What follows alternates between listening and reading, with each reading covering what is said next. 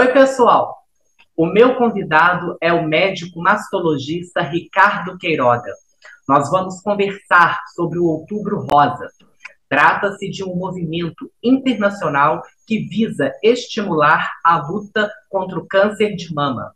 A campanha também tem o objetivo de informar dados preventivos e reforçar a importância de olhar com mais cuidado para a saúde. Doutor Ricardo, seja muito bem-vindo. Obrigado pelo convite. É uma honra poder estar compartilhando conhecimento, um canal tão importante.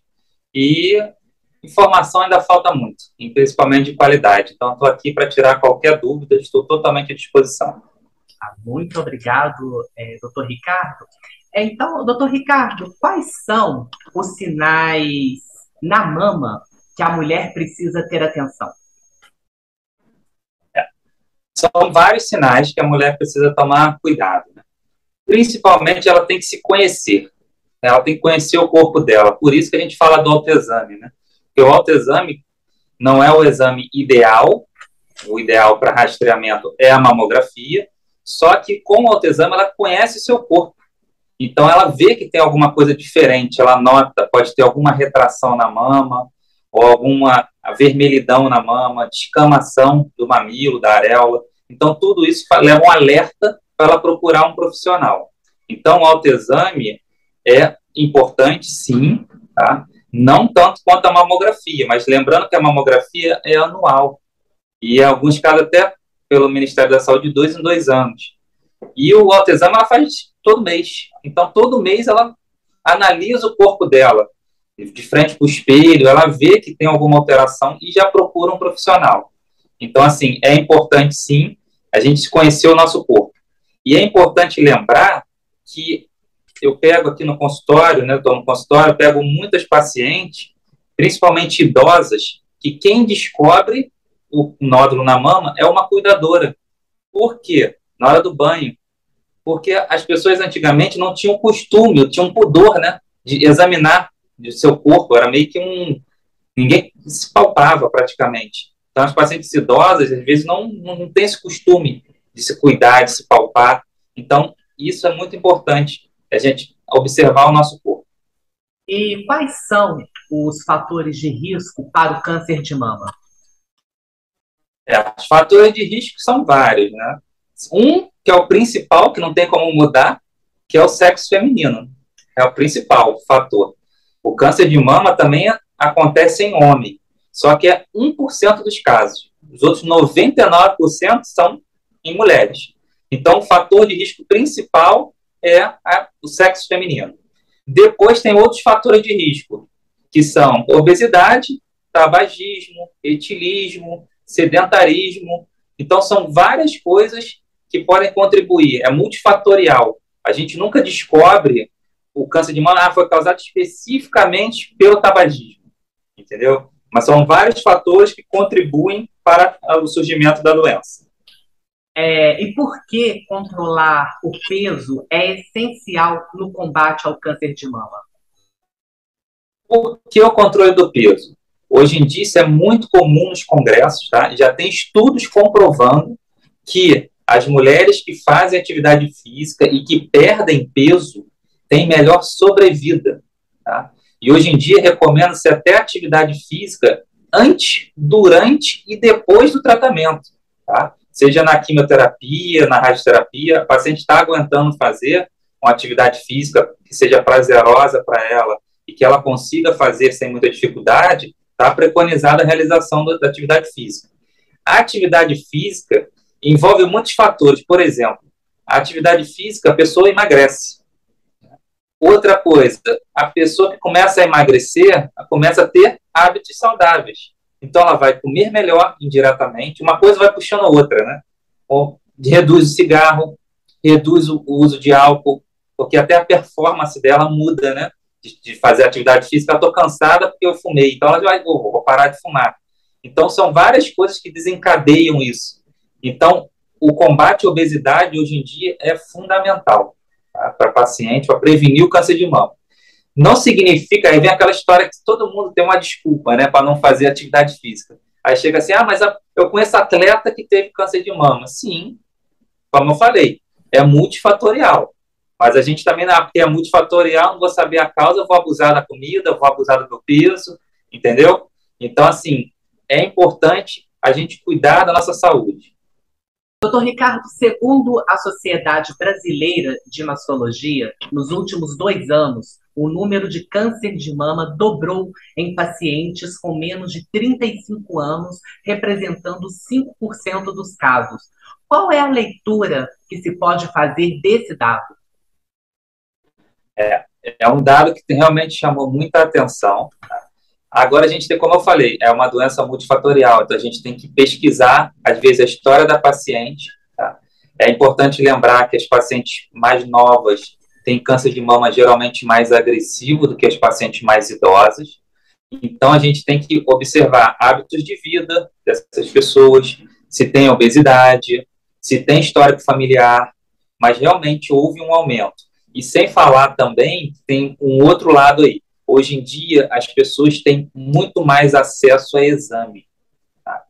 Então, isso também favorece a detecção precoce. Então, vamos supor, a paciente hoje em dia, abaixo de 30 anos, que está com um nódulo na mama, ela, a primeira coisa que ela vai fazer é procurar um médico, um mastologista, um ginecologista, e vai fazer o quê? Um ultrassom. Então, antigamente, você não fazia ultrassom com a facilidade que a pessoa tem acesso hoje. Mesmo sendo no SUS ou em clínica popular, o acesso ao exame ficou muito mais fácil. Então, a gente consegue detectar mais também. Também tem esse outro lado. Mas, realmente, teve um aumento que a gente não sabe explicar o motivo. Pode ser por sedentarismo, pode ser por outro hábito muito comum que está acontecendo. O câncer de mama também pode estar relacionado à gravidez mais tardia. Então, hoje em dia, as mulheres, por ter entrado no mercado de trabalho, postergam um pouco ter o primeiro filho. E isso também é um fator de risco para câncer de mama. Então, são vários fatores que podem estar contribuindo para esse surgimento, né, de um caso em pacientes mais novas. E qual é a relação da genética com o aparecimento do câncer de mama? Esse é um tema bastante interessante para falar. Por quê? A genética, né, criou aquele boom, né, da Angelina Jolie, que fez o teste genético na época, que a mãe dela teve câncer de mama. Os casos de origem genética correspondem a 5 a 10% dos casos. Então, assim, é muito pequeno. Os outros 90%, ninguém sabe a origem. Então, quando a gente indica um teste genético, vamos supor, uma paciente abaixo de 50 anos que tem câncer de mama, essa paciente está fugindo da regra do normal. Então, essas pacientes têm que ser estudadas geneticamente para ver se ela tem essa mutação que aumenta o risco dela vir a ter câncer de mama. Ela tendo essa mutação, e aí a gente tem que tomar medidas para reduzir o risco.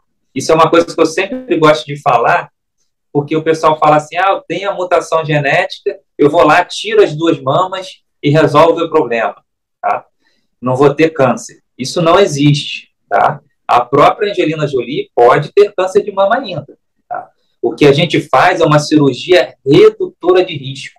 Ou seja, a gente retira a maior quantidade de tecido mamário possível, sendo que está descrito na literatura, a gente retira no máximo 90% do tecido mamário.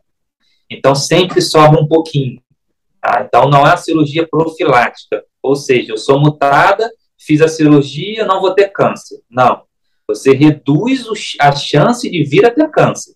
Mas você pode ter ainda, porque você tem a mutação genética. E a gente não pode mudar o genoma da pessoa, até o dia atual.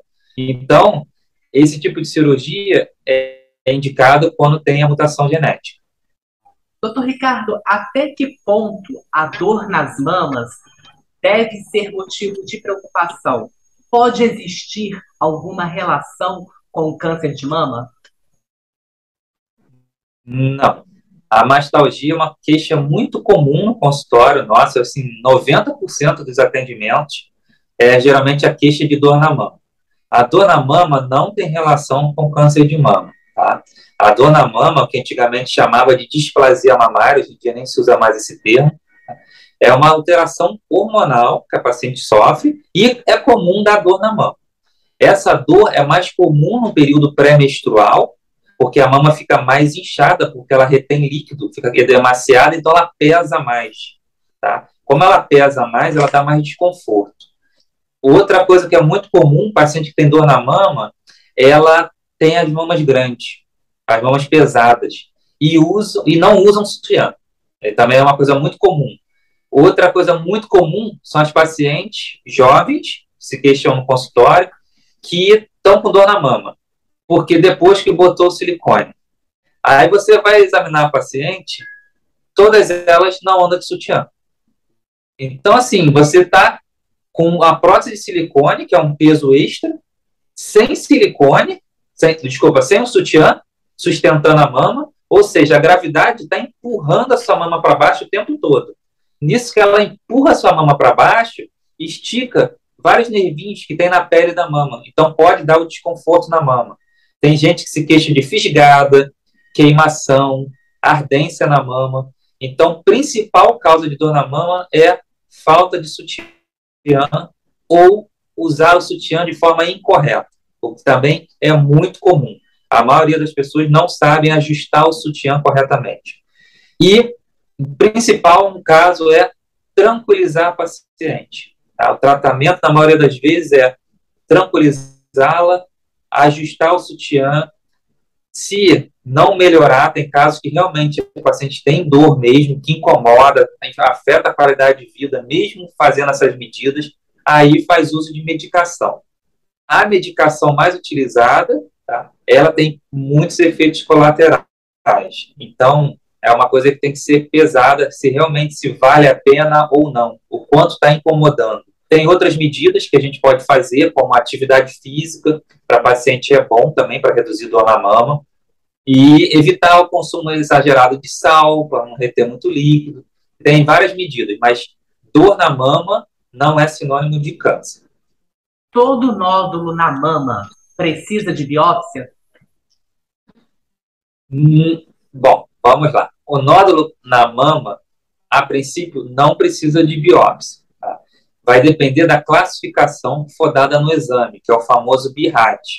O BIRAD é uma classificação mundial que classifica as mamografias ou ultrassons, exames de imagem da mama em geral, em 6 categorias.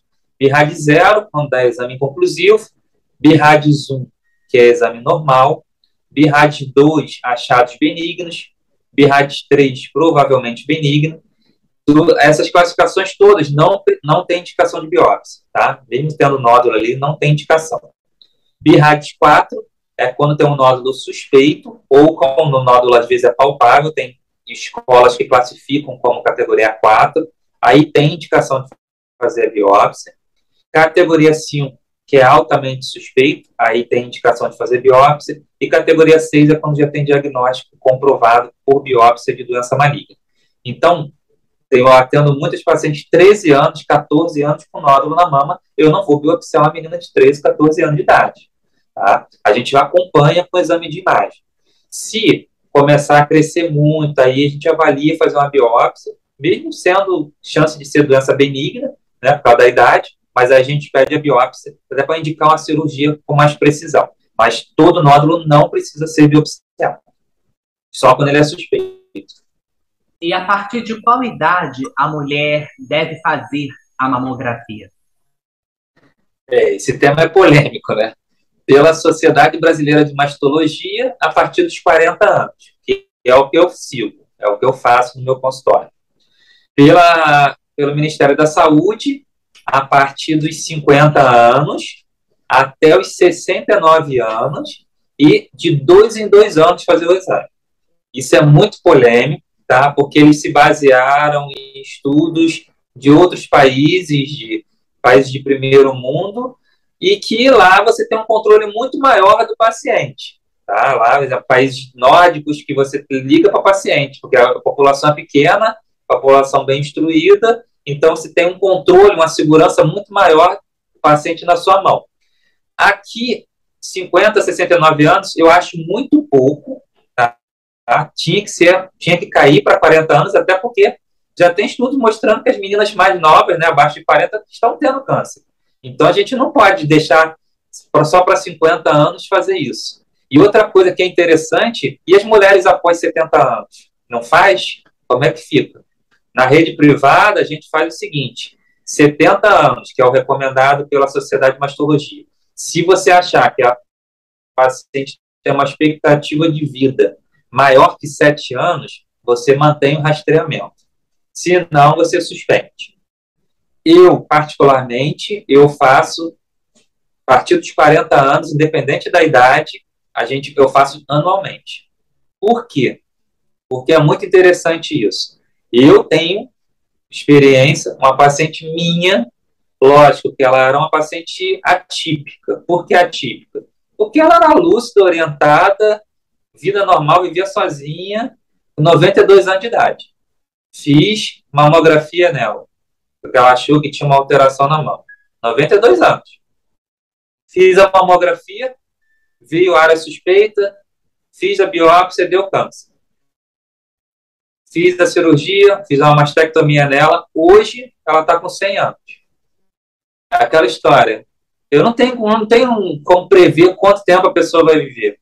Eu não vou ficar baseando em números. Para essa paciente, foi ótimo ter feito isso. Tem umas, por exemplo, tem paciente minha de 75 anos, que é diabética, hipertensa, tem um monte de comorbidade, sequelada de AVE. Eu não vou fazer alguma coisa muito agressiva para ela. Mas eu tenho que fazer alguma coisa. Eu não posso deixar que daqui a pouco essa mama fique ulcerada, porque a doença progrediu, e a paciente fica incomodada porque tem mau cheiro, que acontece isso. Então, assim, cada caso é um caso. Por isso que a expertise de um especialista é fundamental. E o câncer de mama sendo descoberto no início, quais são os índices de cura? O câncer de mama sendo descoberto logo, a chance de cura é de 95%. Principalmente se for detectado através da mamografia. Por quê? Porque geralmente quando a gente faz a mamografia é um exame de rastreamento. A paciente não palpa nada na mão. Para ser um nódulo palpável, ele tem que ter no mínimo 1,5 centímetros, sendo isso um especialista examinando, ou acima de 2 centímetros em paciente normal, a pessoa leiga, que não é da área. Então, para o nódulo chegar a esse tamanho, ele já está ali há um tempinho. E com certeza, se você tivesse feito uma mamografia, você não pegaria ele nessa fase.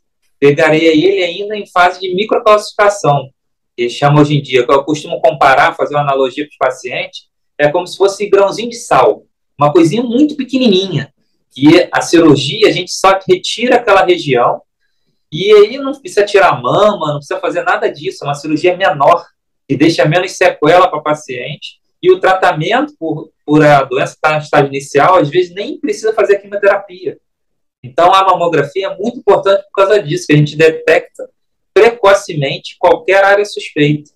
E aí, menos tratamento para a paciente, maior chance de cura. Porque a gente tem que lembrar que o tratamento também deixa sequelas na paciente. Nem toda paciente aguenta, às vezes, fazer o tratamento todo de quimioterapia, fica com alterações sensoriais na mão. Então, são vários fatores que a gente tem que levar em consideração.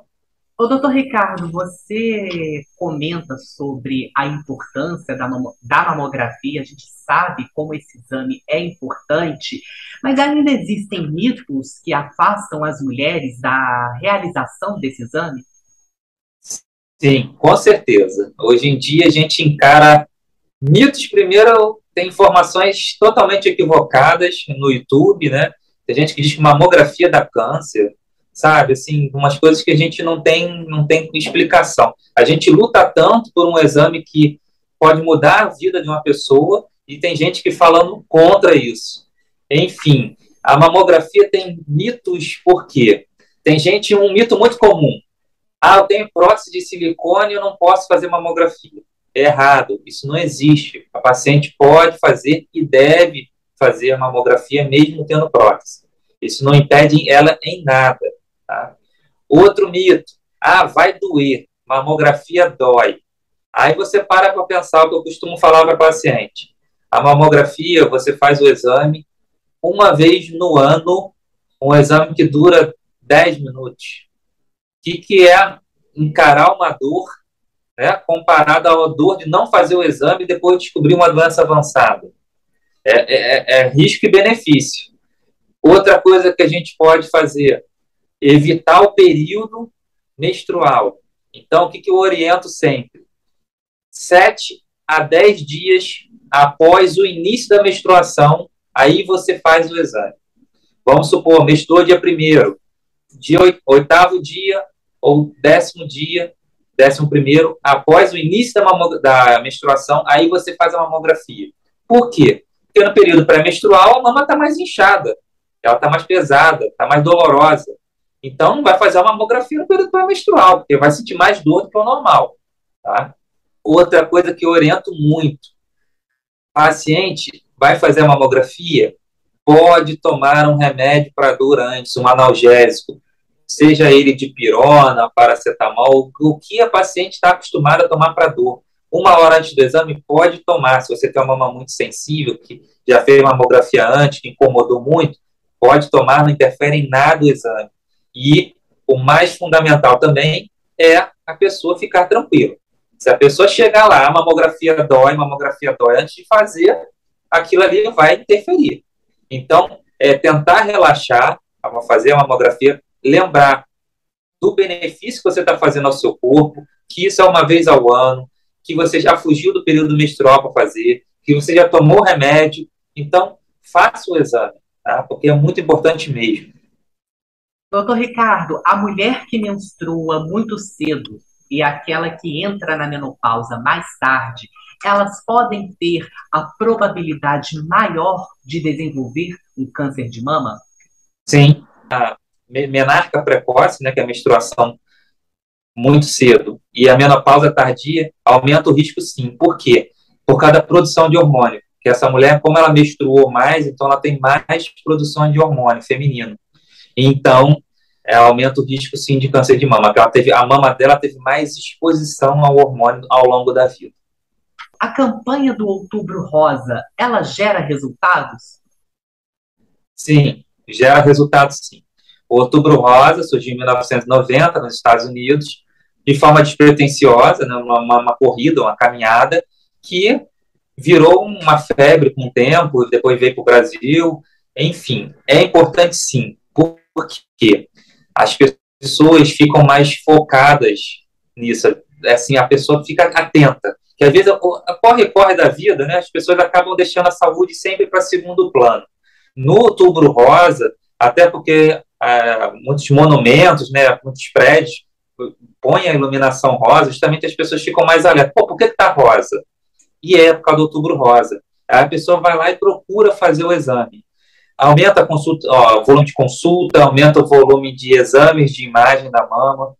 Mas eu gosto sempre de frisar assim, eu amo o Outubro Rosa, participo de tudo que me chamarem para o Outubro Rosa, porque eu acho extremamente importante, mas a prevenção tem que ser feita o ano todo.